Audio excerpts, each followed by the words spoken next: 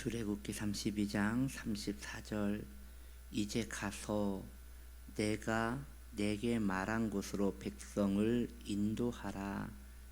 내 사자가 내 앞서 가리라. 그러나 내가 보응할 날에는 그들의 죄를 보응하리라. 아멘. 오늘 말씀의 제목은 내 백성을 인도하라입니다. 내 백성을 인도하라. 모세는 하나님께 이스라엘 백성들을 멸망시키지 말아 주소서라고 이렇게 하나님 앞에 탄원을 드립니다. 그리고 선하신 하나님은 모세의 그 간절한 탄원 중보기도에 응답을 하십니다. 무엇이라고 응답하십니까? 모세야, 너는 이제 나의 백성을 다시금 인도하라. 이처럼 하나님의 용서와 모세에게 부어지시는 그 은총은 다시 시작되어지는 것입니다. 하나님의 용서를 받은 자는 복이 있습니다. 그리고 그 복에는 항상 다시 새롭게 되라는 명령이 수반되는 것입니다. 성도 그리스도인은 누구입니까? 하나님의 뜻을 아는 사람입니다. 성도가 해야 할 일은 무엇입니까? 하나님의 뜻대로 사람들을 인도하는 것입니다. 그렇다면 우리가 알고 있는 성도의 길은 무엇입니까? 하나님의 뜻은 무엇입니까? 바로 하나님처럼 선하게 사는 것입니다. 하나님처럼 사랑하며 사는 것입니다. 하나님처럼 거룩하게 사는 것입니다. 이것이 성도가 살아내야 할 방법이고 성도가 걸어가야 할 길인 것입니다. 그리고 본인이 그렇게 걸어가고 본인이 그렇게 실천하며 살아가게 되는 그 힘을 가지고 다른 이들도 그 방법대로 살 수 있도록 선한 길로 인도하는 것입니다. 구원은 예수 믿어야 받습니다. 그러나 예수 믿은 후 빛된 삶을 살지 않는다면 그것은 자신의 구원이 온전치 않음을 자각해야 하는 아주 중요한 시금석 되는 것입니다. 노골적으로 명확하게 말씀드리면 가짜인 것입니다. 구원을 받았다라고 안심하는 매우 위태로운 삶인 것입니다.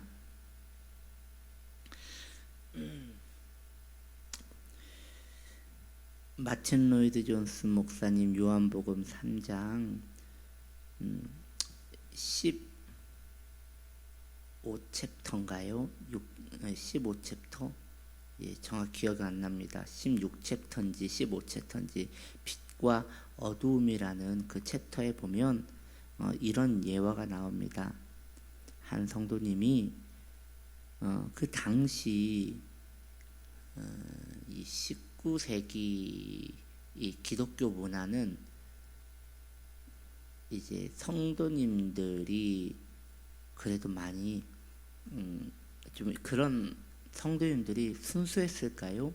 좀 그런 문화였던 것 같아요. 목사님에게 와서 자신의 죄를 이렇게 고백하는 그런 고백하고 회개를 독려받는 그런 문화가 있었던 것 같아요. 그것도 뭐 강제는 아니고 원하는 분들은 이렇게 예배 후에 목사님께 면담을 구하고 목사님, 제가 이런 죄 가운데 빠져 있는데 저는 어떻게 하면 좋습니까? 이렇게 상담을 했던 분위기였던 것 같아요. 오늘날에는 좀 찾아보기 힘든 것이지요. 왜냐하면 서로 부담되기 때문에 그렇게 오지 않으시는 거예요. 그러나 이러한 문화는 참 좋은 문화였던 것 같습니다. 여튼 한 사람이 목사님에게 찾아와서 자신의 죄를 고백하더랍니다. 목사님, 제가 이런 죄를 짓고 있는데 참 괴롭습니다 라고 이야기를 하더랍니다. 그런데 그 로이드 목사님이 보니까 그 성도님이 자신이 그 죄 때문에 고통스럽습니다 라고 말하는데 그 얼굴에 전혀 고통스러움이 없더라는 것이에요. 그저 그냥 정직하게 자신의 죄를 목사님에게 고백할 뿐 그 죄에 대한 고통의 모습이 보이지 않더라는 것이죠. 그 죄로 인하여 고민한 흔적이 전혀 보이지 않더라는 것이지요. 그래서 목사님이 가만히 듣고 있는데 또 그런 이야기를 하더랍니다. 예수님의 보혈로 제 죄가 씻음 받았다는 것을 알지만 계속 이렇게 죄를 지으니 너무 주님께 죄송합니다 라고 이렇게 이야기를 하더랍니다. 그때 그 로이드 목사님은 그 성도님에게 그렇게 이야기를 하셨답니다. 아닙니다. 지금 성도님은 지금 뭔가 잘못 알고 계십니다. 성도님은 지금 하나님을 제대로 못 만나고 계신 것입니다 라고 그분에게 이렇게 근원적인 이야기를 하시고 돌려보냈다고 합니다. 네, 정말 너무 충격적인 이야기예요. 오늘 현대의 교회에서 그렇게 자신이 죄를 지었다고 와서 이야기하는 사람도 없을 뿐더러 그렇게 이야기를 할 때에 목회자가 성도에게 그렇게 이야기를 답변을 하면 그것은 교회 나오지 말라는 말 아니겠습니까? 그리고 그 사람은 이제 실족하여 넘어지겠지요. 죄가 죄라는 것을 드러내도 죄가 강성해지는 것이 이 시대에 매우 두려운 현실인 것입니다. 여러분이요, 이 로이드 존스 목사님 말씀처럼 그건 지금 매우 잘못된 것입니다. 온전치 못한 지금 가짜 구원에 속고 있는 것입니다. 우리는 그러므로 복음만 전하고 그 다음은 전하지 않는 모습이 있어요. 새로운 생명을 가졌다면 새 생명을 가진 자답게 살아내는 것에 집중이 되어져야 하는 것이에요.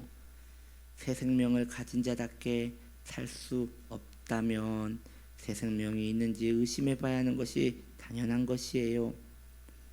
하나님의 뜻대로 살아야 합니다.